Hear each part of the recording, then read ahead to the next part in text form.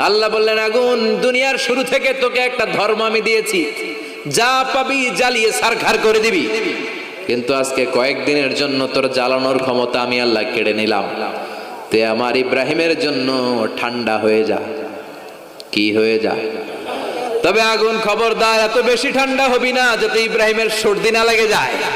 আগুন বলে, আল্লাহ বললা ঠান্ডা হ, আবার বললেন বেশি ঠান্ডা হবি না যাতে সর্দি না লেগে যায়। আমি কি করব? আমার ইব্রাহিমের জন্য এয়ার কন্ডিশন, নাতিশীতোষ্ণ, গরম নয় ঠান্ডা নয়, এরকম জান্নাতের গুলবাগিচা হয়ে যা।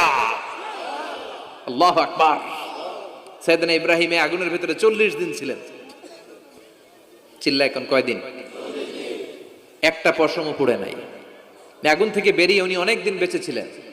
শেষকালে নাতিপুতিদের সাথে যখন গল্প করতেন তখন বলতেন, নাতিরা, আমার জীবনের সবচেয়ে আরামদায়ক সময় কেটেছে নমরুদের আগুনের ভেতরে ওই 40 দিন। ওই